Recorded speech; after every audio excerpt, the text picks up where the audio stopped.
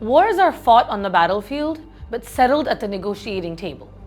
The latest developments in both the Ukraine and Iran theaters suggest that the current escalation is less about securing decisive military victories and more about improving bargaining positions before diplomacy becomes unavoidable.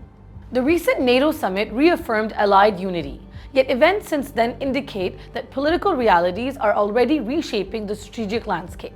In Europe, the most significant development is political rather than military. Andy Burnham's arrival as UK Prime Minister has the potential to alter Britain's approach towards Ukraine. Unlike his predecessors, he is likely to place greater emphasis on domestic priorities, fiscal constraints, and economic recovery than on sustaining an open-ended military commitment.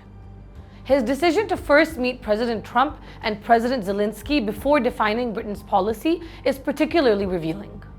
It suggests London may seek alignment with Washington before committing itself to the next phase of the war.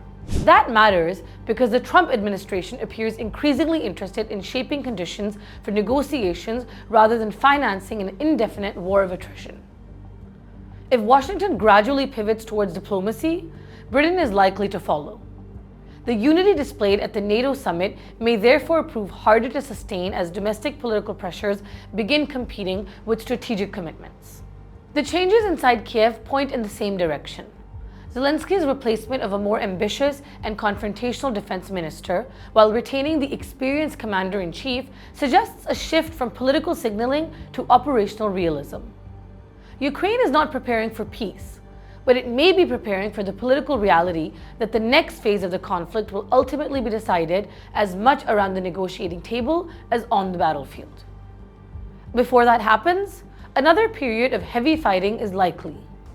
Russia may attempt to seize or consolidate additional territory before winter to strengthen its leverage, while Ukraine will seek to deny those gains and demonstrate that it remains capable of imposing significant costs.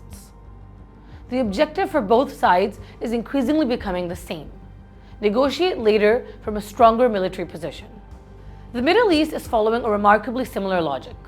Washington has now effectively established two non-negotiable red lines. Iran must not acquire nuclear weapons, and freedom of navigation through the Strait of Hormuz cannot be compromised. The US military's recent announcement that it had completed its strikes in Iran appears intended to signal that its immediate military objectives have been achieved. Tehran's response was equally significant.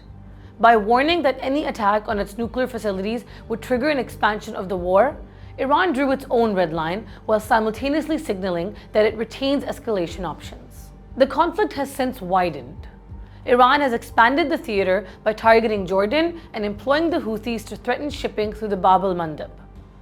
The objective appears twofold: to increase the cost of the conflict for the wider region and to place indirect pressure on Saudi Arabia without confronting the kingdom directly.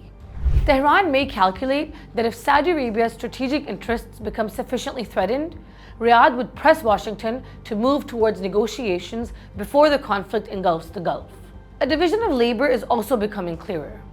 The United States appears set to intensify military pressure on Iran itself, while Israel increasingly focuses on Yemen and degrading Houthi capabilities.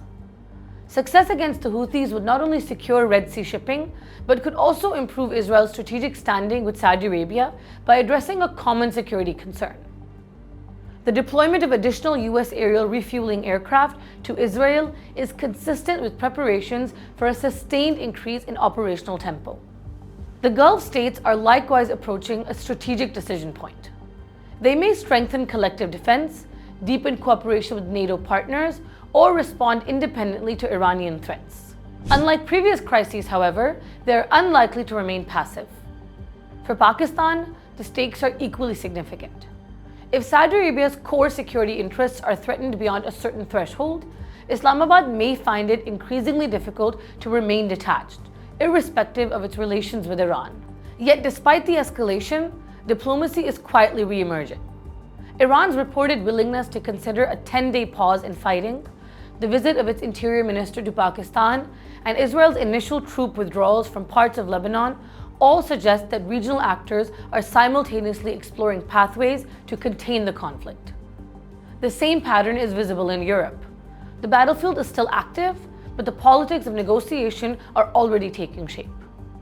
The common thread linking both theaters is therefore not endless war, but managed escalation.